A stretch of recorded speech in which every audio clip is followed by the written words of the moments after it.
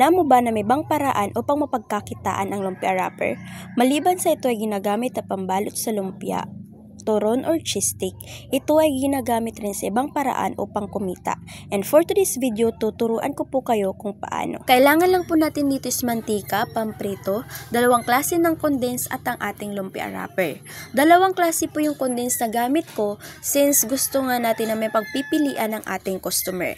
Ito naman pong lumpia wrapper natin, atin po itong paghihiwa-hiwalayin tulad po nito, at kapag nahiwa-hiwalay na po lahat, hahatiin naman natin to sa 4.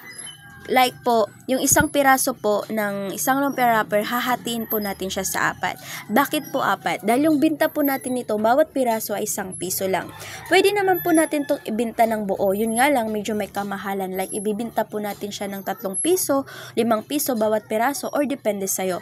Pero since gusto natin na maubos yung paninda natin, maging patok yung paninda natin, lalo na sa mga customer nating mga bata, dahil marami nga yung mga customer kong bata dito kasi sa matatanda, at alam po natin na kapag bata, mas afford lang nila yung small amount lang na pera, like 1 piso lang, 2 piso lang, yun lang yung kaya nila. Kaya kung gusto natin na maubos yung paninda natin at maging patok ito sa mga batang customer natin, ito po yung tamang diskarte na gagawin natin. Hahatiin natin to sa 4 para bawat piraso po nito 1 piso lang yung binta natin.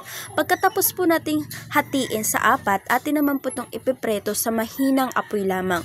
Wag na wag po tayong malilingat o wag na wag po nating lalakasan yung apoy since lumpia wrapper nga po ito, manipis po, kaya may tendency po na kapag nalingat tayo o kaya malakas yung apoy natin is masusunog po ito. Prituhin lang po natin lahat ang ating lumpia wrapper hanggang sa ito po ay mag golden brown. At kapag ito po ay golden brown na tulad po nito, pwede na po natin siyang hanguin sa ating mantika. At ito na po ang ating finished product. I think naka 80 piraso po ako ata dito, so 80 pesos po yun. So, ito po siya, di po ba? Manipis lang po siya. Kaya kailangan po talagang maingat ka sa pagpiprito nito. At kapag okay na po, ito na yung ating gagawin. Lalagyan po natin ng condense ang bawat peraso. Ikaw po yung ikaw po yung magdi-decide kung ilang klase ng condense yung gagamitin mo. Pero sa akin kasi 2 lang. 1 milk at 1 chocolate. At yun na po, pwede na po natin siyang ibenta ng 1 piso bawat peraso. For more videos ng mga business tips or business ideas, follow me for more. Thank you for watching!